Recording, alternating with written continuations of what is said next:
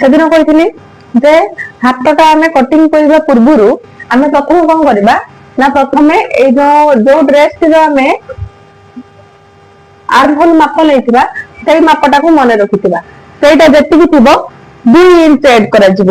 କଣ ଖାଲି 2 inch aid କରାଯିବ, ଅଧିକ କଣ ଏଡ୍ କରାଯିବନି କି?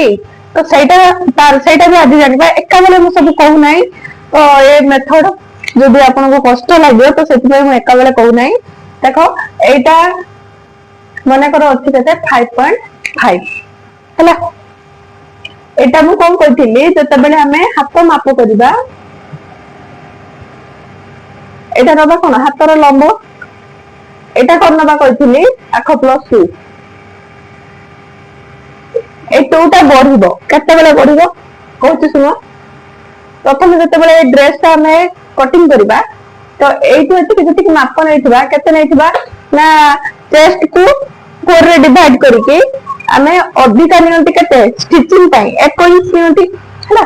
1 ଇଞ୍ଚ ଲେଖା ନିଅନ୍ତି। ତ ଯଦି ଆମେ 1 ଇଞ୍ଚ ଅଧିକା ନେଇଥିବା ତାହେଲେ ଏଠି ଆମକୁ 2 ବଢେଇବାକୁ ପଡିବ। ନା ଚେଷ୍ଟ ରେ ଅଧିକା କେତେ ନେଇଛି ନା 1 ଇଞ୍ଚ, ତାହେଲେ ଏଠି ଆର୍ମ ହୋଲ ରେ କେତେ ବଢିବ, ଆର୍ମ ହୋଲ ରେ କେତେ ବଢିବ ନା 2 ଇଞ୍ଚ।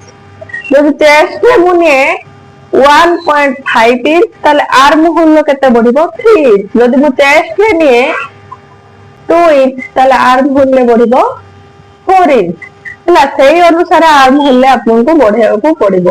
ଏଇଟା ଯେତିକି ଥିଲା ସେଇ ମାପଟା ତ ଦରକାର। ତା ସହିତ ଆମେ ଛାତିରେ କେତେ ଇଞ୍ଚ ଏକ୍ସଟ୍ରା ନେଇଛନ୍ତି କପଡା, ମୁଁ କହୁଛି ଯେ 1 ଇଞ୍ଚ ଏକ୍ସଟ୍ରା ନବା ଦରକାର, କାରଣ ଷ୍ଟିଚିଂ ପାଇଁ। ତ ଆଉ କିଛି କଣ କରନ୍ତି ନା ଯଦି କପଡା ସଫିସିଏଣ୍ଟ ଅଛି ସାଇଡ ରେ କପଡା ରଖି ଦିଅନ୍ତି, ଫ୍ୟୁଚରରେ କାଳେ ମୋଟା ହେଇଯିବେ ହେଲା। ତ କିଏ 2 ଇଞ୍ଚ 3 ଇଞ୍ଚ ଅଧିକା ରଖିଦିଅନ୍ତି। ତ ସେଇଟା ଯେତେବେଳେ ଅଧିକା ବଢିବ ତ ଆମର କଣ ହାତର ମାପଟା 2 ବଢିବ କି? ସେଟା ପରିବର୍ତ୍ତନ ବୁଝିପାରିଲେ। ତ ଏଇଟା ଯୋଉ ଅନୁସାରେ ବଢିବ ଏଇଟା ବି ସେଇ ଅନୁସାରେ ବଢି ବଢିକି ଯିବ। ଯେତେ ଅଧିକା ନେଇଥିବେ into 2 କରିଦେବେ, ସେତିକି ବଢିବ। ଆର୍ମ ହୋଲ ସହିତ ହାତ କଟିଂ ବେଳେ ସେତିକି ବଢିବ। ଆଉ ବାକି ସବୁ ସମାନ ରହିବ। ଏଠି 3, ଏଟା ତ କୋଉଠି ବଢିବନି କି କମିବନି କହିଥିଲି। ଏ 3, ଏଠି କଣ ମୋଟେଇ, ଆଉ ବାକି ଯେମିତି ରହିବା କଥା ସବୁ ସମାନ ରହିବ। ବୁଝିଗଲା।